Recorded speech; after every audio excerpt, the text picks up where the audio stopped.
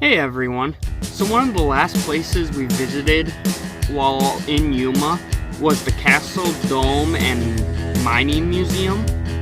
I guess it's an old city from 1864, which consists of 50 buildings, some of them being a prison, church, and a hotel.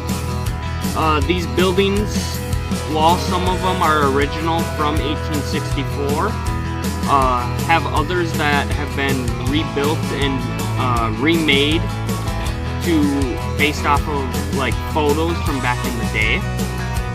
To get to this town, you have to go about 7 miles, I think it was, from the main interstate towards Quartzsite, towards the east. And let me tell you guys, I'm from Upper Michigan, so when I say back roads and dirt roads, I have a pretty good idea what I'm talking about. I mean, I've grown up in the summers driving and listening to music on the back roads. So, but this one, no exaggeration, it was like rumble strips for nearly the whole 6-7 miles. We literally got there and we got out of our vehicles and we were surprised that we didn't break anything on our vehicles. The road is that bad. Also, I don't know how accurate their history was. This made me feel as though it was a tourist trap. I found it on a website saying it was one of the must-stop things for Yuma, and I personally disagree with that. I personally would not recommend going here. Like I said, it just felt like a tourist trap to me. The city, it costs $15 in cash to see the city itself. $16 if you use a debit or credit card. Oatman. I mean, we went to Oatman. It had nice views because you're up on the mountains. So if you're afraid of heights, I mean, I'm not going to deny that. That's the downfall to Oatman. But minus the heights, it's got a nice paved road, beautiful mountain views along the way. It's just a beautiful drive. And you get to see all these historic buildings for absolutely free. They reenact duels in Oatman for free. You can do donations if you want, but the donations you give goes to like a children's hospital. So I mean, that Oatman's just way up here compared to Castle Dome. I guess it's based on a patented mine, which means the federal government can't take it over, and it is the longest working mine district in the state of Arizona. When it was booming, it was actually larger than Yuma itself. And I guess there's 3 tours here. I say I guess because I'm not entirely sure. They basically did not tell me anything. And I had to look it up on their website afterwards. It says that there's 3 different tours. 2 of them claim to be $35. The other one, where you get to go in a mine, which I did not get to do, says it costs $125, but their promotional price is $75. And they had a very hard to see sign there that I noticed on the way out that said $75, so I don't know what that $50 difference is there, but again, I just really felt like this was a tourist trap and that they're trying to make as much money as possible. Their website says if you're into history, it's worth a trip. Like I said, Oatman, you could go there absolutely free. You get to see the same buildings, basically.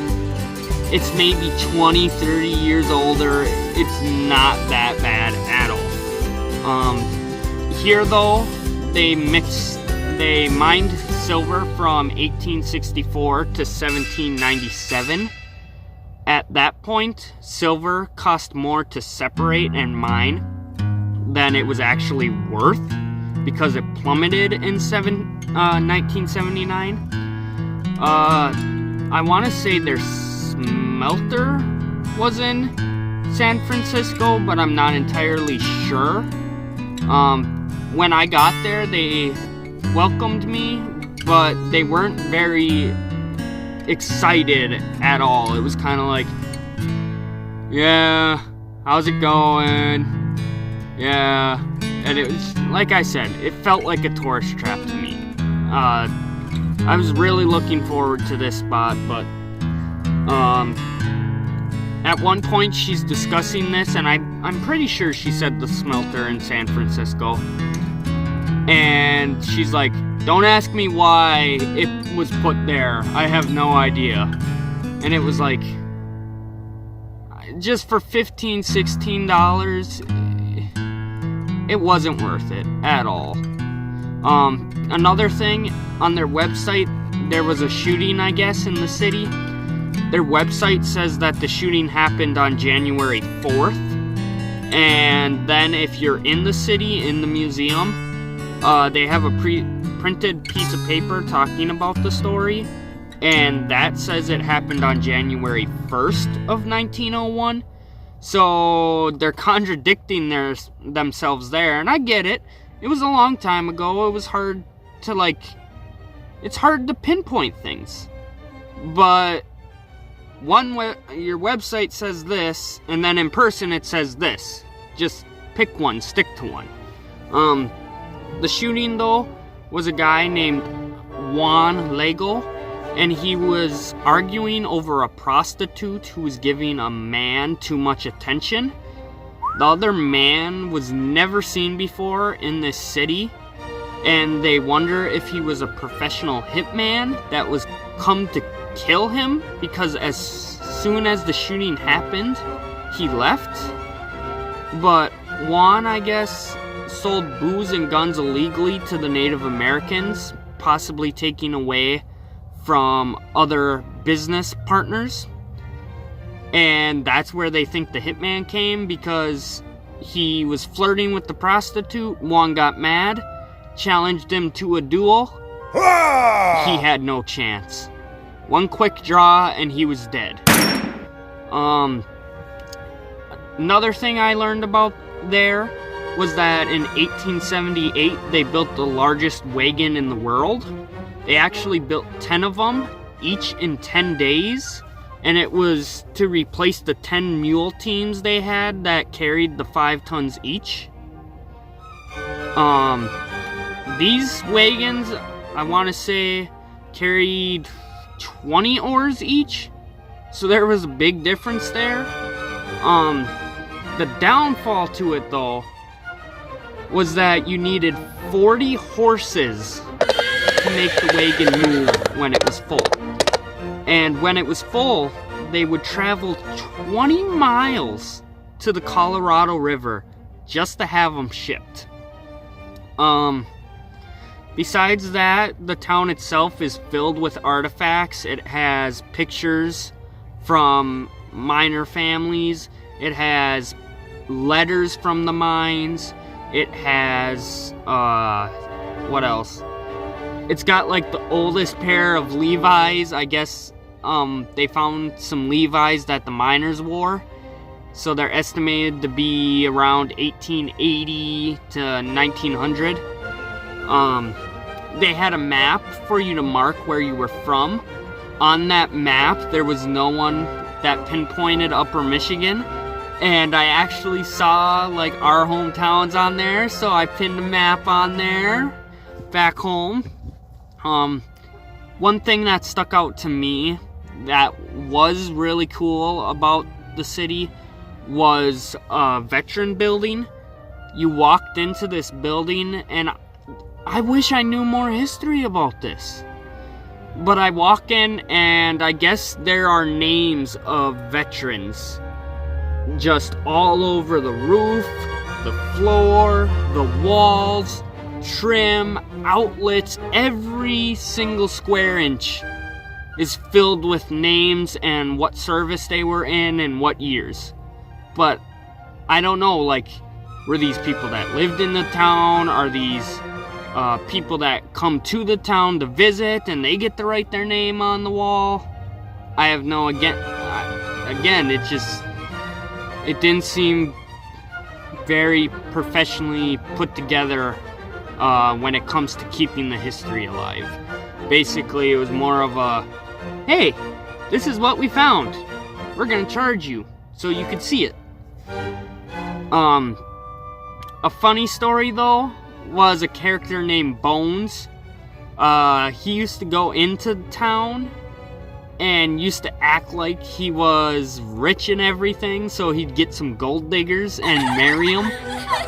He married a teacher, a barmaid, and a dancer. And out of those three, the longest one only stayed 3 months before they left when he brought him back to his trailer in Castle Dome.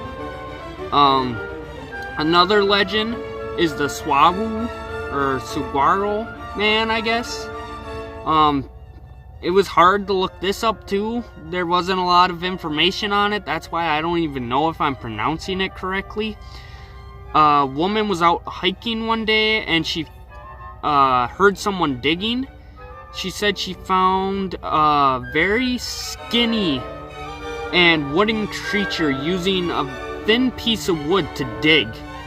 So she ran and got her husband, and despite not believing her, they both went back to the spot the next day, and they found these remains of this creature.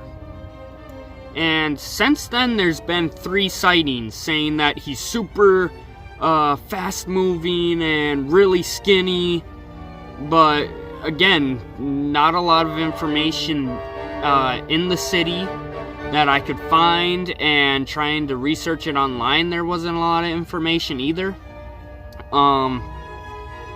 Besides that though, when I was leaving, this is what really told me it wasn't worth the trip.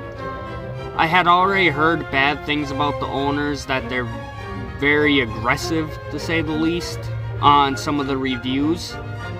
Well, when I was leaving, there was a group of people who had just pulled in, and he was going off on them. I guess they took a wrong turn or something, I'm not even entirely sure, but he was just making a giant scene in the parking lot, and it was very unprofessional, very uncalled for, and it made my bad experience just that much worse. So honestly, I questioned whether I even wanted to make a video of this, because my experience there was just that bad and it was not worth the money at all. But I figured I'd make the video and I'd let anybody else know who's checking these out and considering maybe going to some of these places. That is just my view and experience with this town. So thank you all for watching. Make sure to leave a like and subscribe so you can follow me on my journey. In about 2 weeks, I'll be heading towards the Grand Canyon in Las Vegas, and I hope to be doing a 100 subscriber special at that point. Besides that, if you hop on Instagram or Facebook, look up Kobe's Travel, and there you'll be able to see more of my photos from my trips. And I hope to be creating blogs on my Facebook as well.